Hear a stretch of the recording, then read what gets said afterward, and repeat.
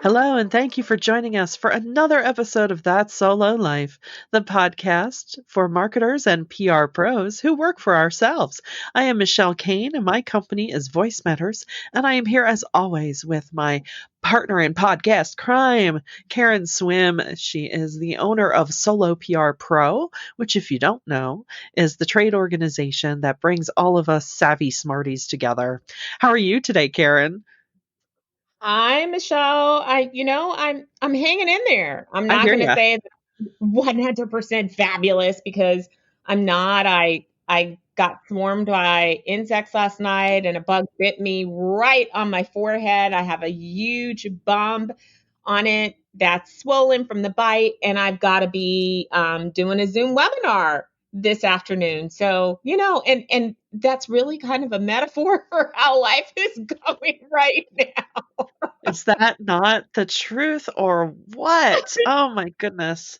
Tell me about it. This Yeah, is I true. know. This is where we are. I know we're about 6 months into this whole COVID thing. And I know we were talking prior to recording of, hey, look, I'm paying my bills. I'm upright. I'm healthy, but, and I know that I have a long tolerance for stuff. But even I'm Yeah, starting to feel it. We got the election and the COVID and it's and true. yeah, It's it's like, oh, I mean, I literally am asking myself, I think you need to watch a little comedy. You need to make someone make you laugh.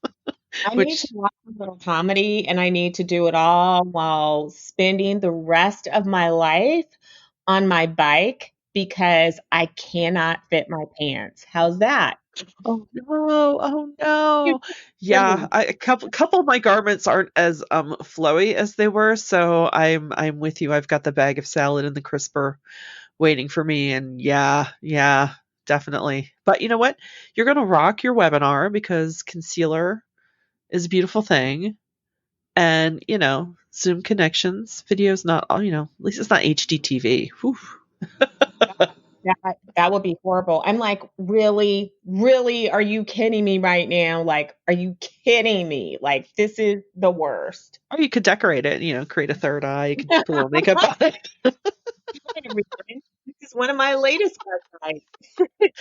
Oh my goodness. And I'm in the ever eternal struggle in my head, which, this probably preceded COVID, right? Of, how much I get done in a day. It's like, okay, I get this done, that. Oh, did I do enough today? Did I do enough? It's like, Michelle, my goodness. If you were, working in an office, yes, this would have been enough. So stop, stop, stop, stop. Yeah. Which brings us in a roundabout way to our topic for the day, which is the definition of work, especially as a solo. And this came to a head because we're seeing out there's a new proposed rule from the current labor secretary on what defines a gig worker and a definition for independent contractors. Hello. This is what happens when you pull up a story while you're podcasting. The ad speaks to you. Anyway, we're keeping it real.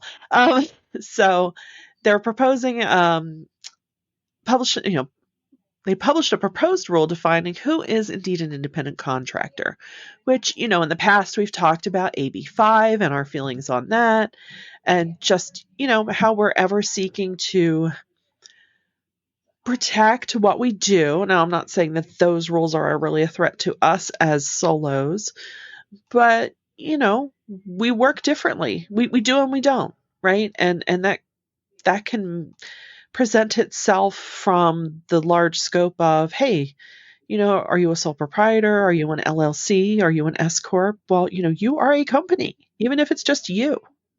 You have an organization and you do work in a certain way, all the way down to when you introduce yourself at networking events, right? You say, hi, I'm Michelle. I own a company. It's called Voice Matters. We do blah blah blah, and that's okay, even if it's just you wearing the head honcho hat. So Yeah. we've never been normal, and Yeah. that's okay. But I, it's always I a good idea to keep an eye on these things.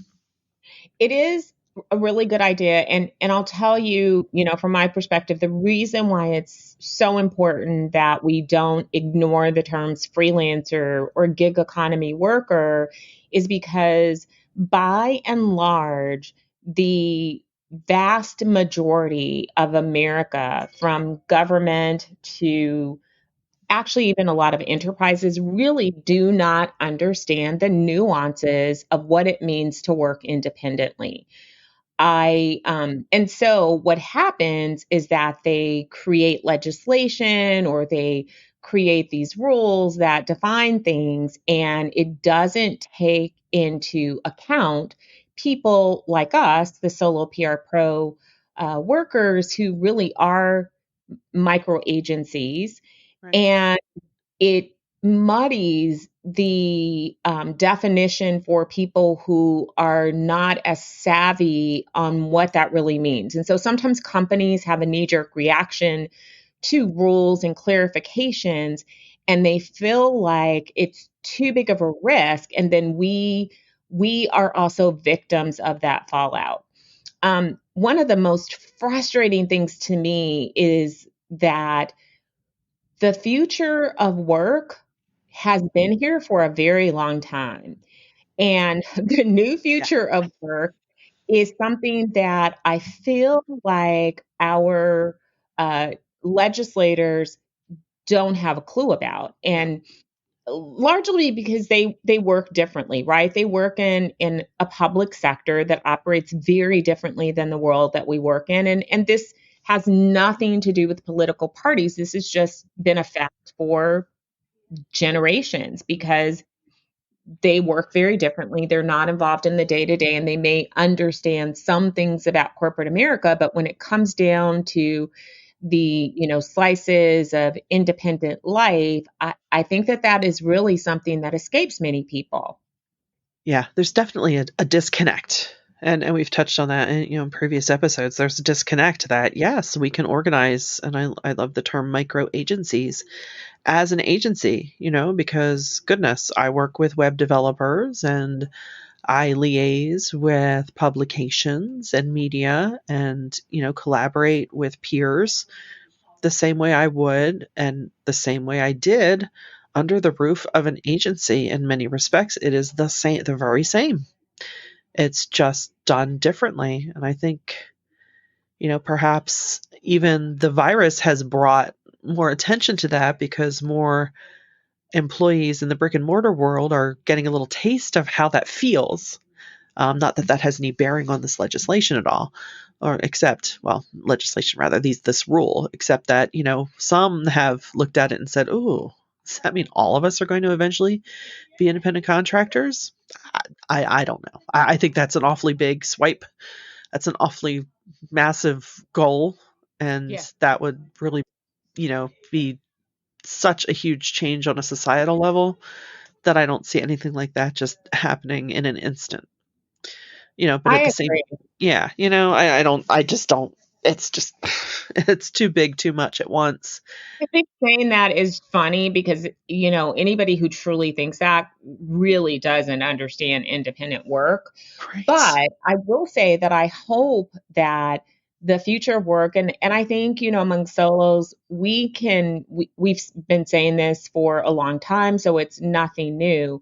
I hope that our way of working has a positive influence on the traditional way of work, Yes. because if you talk to individual employees, I was talking to someone actually this week about this very topic. If you talk to individual employees, people that are knowledge workers truly would love the opportunity to have work be restructured, not by the clock, like we are paying you to be here for X amount of hours, but rather paying them for outcomes and results. Because Right. if you're somebody, they're hiring you. So they hire you for this actual skill and talent, but then they pay you not for that skill and talent. They pay you to sit your butt in a chair for a certain amount of hours and answer emails and be in meetings. And that's really a waste of dollars. So if you're paying somebody because of their skill and they are able to accomplish what needs to be accomplished in 4 hours, why are they forced to stay in an office for another 4 hours just to fulfill a requirement? It's so antiquated in my mind. It is. And it is not, in my opinion, the best way to incentivize someone to be a champion for the company and to give their best work, because what you're teaching people is that the amount of hours that you spend here is way more important than what you're accomplishing. And so you have, especially these young people, and the person I was speaking to is a young person under 25. you are you're losing out on the creativity and the fresh thinking and the excitement that they bring to the workplace, and they're bored because they're doing what they're required to do, and then there's nothing to do, but you're saying you have to sit here and there's nothing else that you can do. And this particular person said, I ask other departments and there's never anything to do. So then I'm just bored. Well, guess what Right. happens to people who are bored? They move on very quickly They because, move on. Mhm. and I just, so I, companies have really got to wake up and let go of this manufacturing model. It may work for certain types of jobs, but I think that the big shift that we need to make as a society is understanding that there are so many more ways to work, and that narrow definition of work that we've had for decades really needs to fundamentally change. Right. I so agree. And, and especially as you say, in the knowledge sector, we're still working in this industrial revolution slash, good old fashioned Protestant work ethic of, you do the time and then I will pay you. And it's, there's the opposite of that too, right? It's like, well, then, I'm just going to fill the time I have, and maybe workers are inclined to be less productive as a result too. And it's I don't know, is it an exclusively American mindset? I don't know, but just goodness, God forbid we accomplish all of our goals in 4 hours and are producing what we need to produce and have a little more balance in life. It doesn't mean you're lazy. It doesn't mean you're slacking. But I think we've all been our mindset is so focused on it's got to hurt. It's got to be a long drag.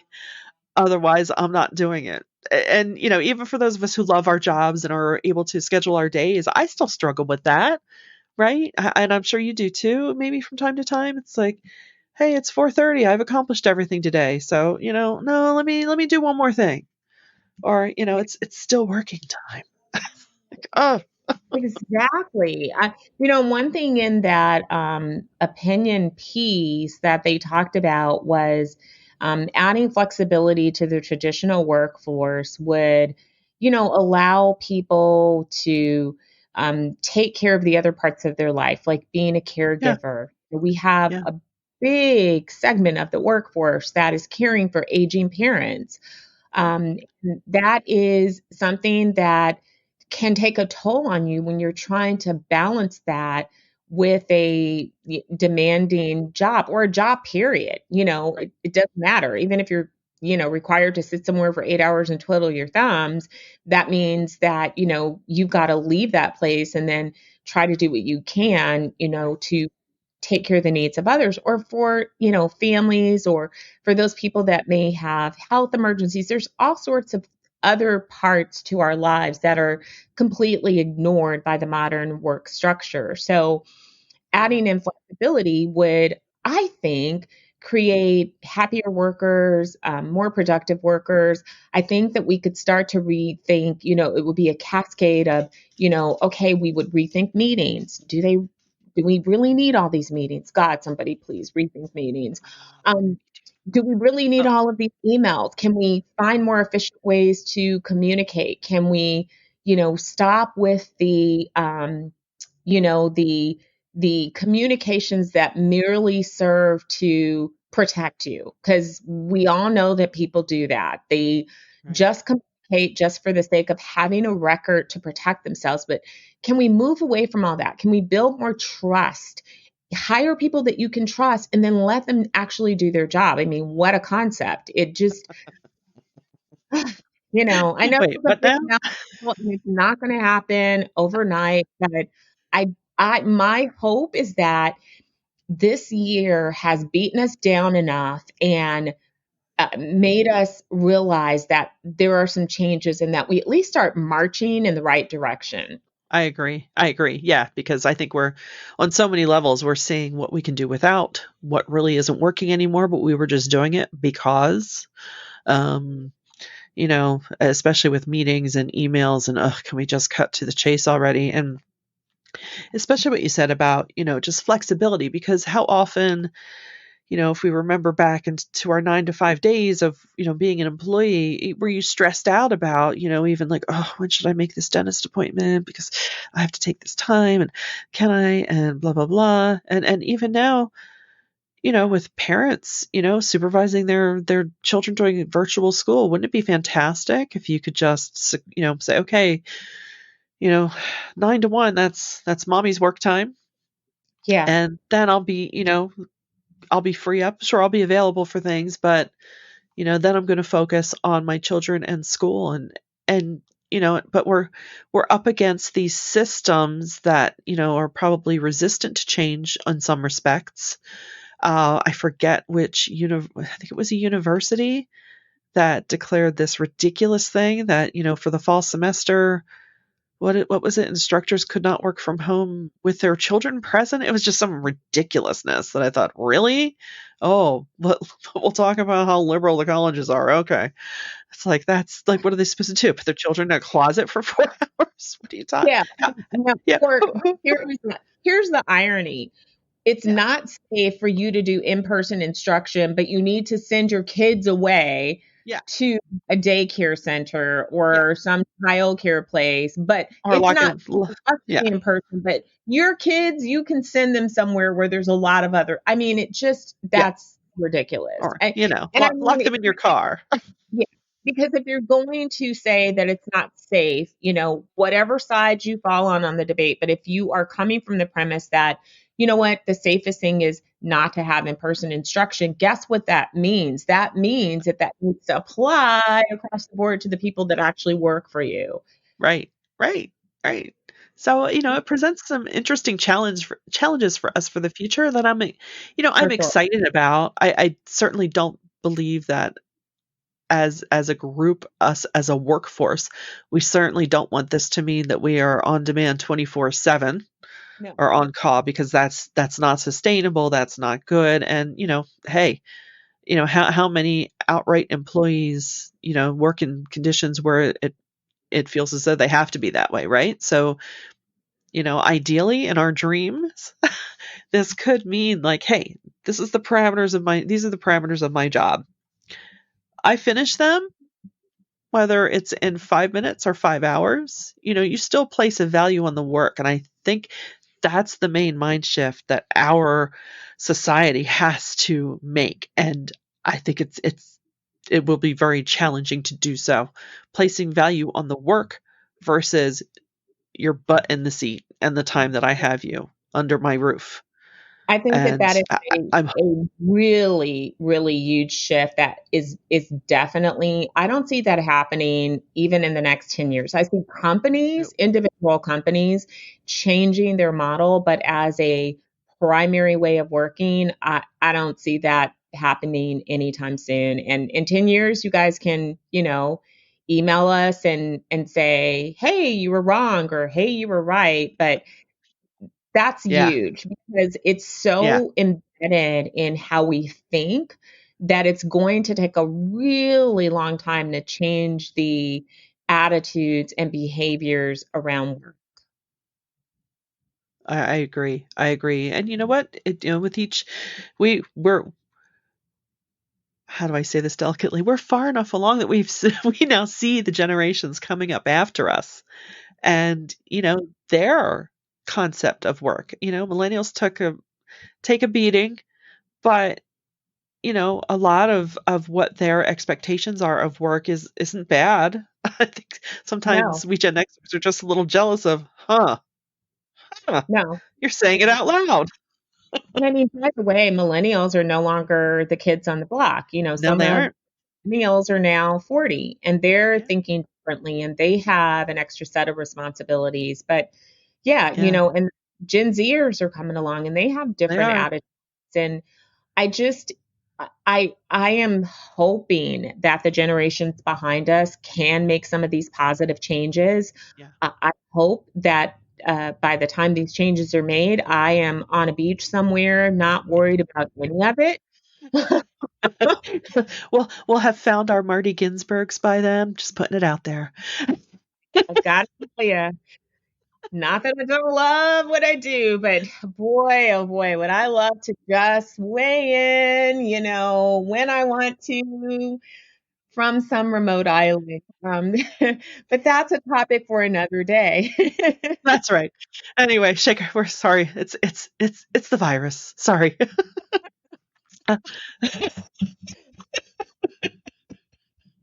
We are recovering workaholics. Just give us some You can space. never accuse us of not being entertaining and finding humor in all of it. And hopefully, this has been a little bit of a virtual vacation for you as well. I mean, we Yeah.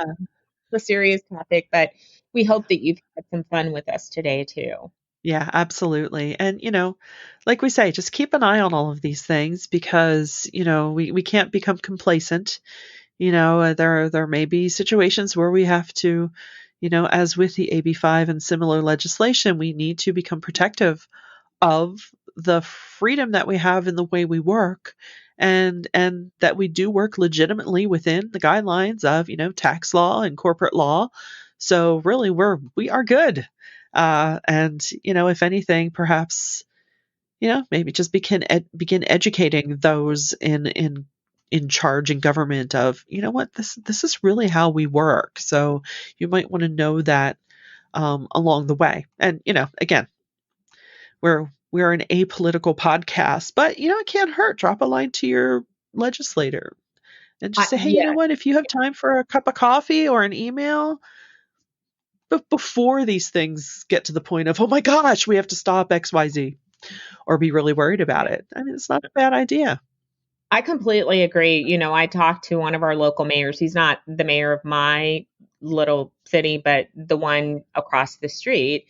And yeah, and so actually I talked to him at the dog parade and then talked to him again later this week. I ran into him in his office and it's just a great reminder to really know your local officials, to have Yeah. dialogue with them. And as Michelle said, regardless of what political party you are in, as a business owner, it is important to make sure that you are connected and that your voice is heard and that, as solos, we actually can educate people on, what does a solo PR pro do? How are we different? Because in my mind, we're really left out of all of the definitions. We're not gig economy workers. We're not platform workers. We're not, the traditional IC. And we're actually often not even included in the traditional classification of small business. So we're really micro businesses.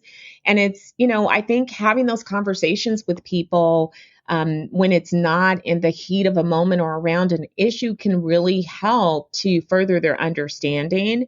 And so, we should all make a point to do that and be involved. And so when this legislation comes up, maybe you're the person that they tap and ask for more information as they're forming these bills to, maybe you get to go and speak at a city council meeting or, you get to have your voice heard and represent solos before this stuff actually makes its way into law. That is the hope that we should all have. And again, as business owners, it's always good to be involved in legislation in your community because we have ownership and Yep. we're an important part of the local economy. Absolutely. Yeah, we generate revenue, we generate the income, and where we are part of the business community, we just do it a little differently. So, we hope this time has been informative and inspiring to you, and we certainly enjoyed bringing it to you. And of course, you have to have some laughs along the way, because that's good for your health. So that's what we're here for too. So we hope you got value from this, and we would love you if you would share, share, share. And if you find this of value, and please subscribe. And we want to hear from you too. What's your experience with this? Please tell us in the comments when we post this at soloprpro.com. And until next time, thanks for joining us on That Solo Life.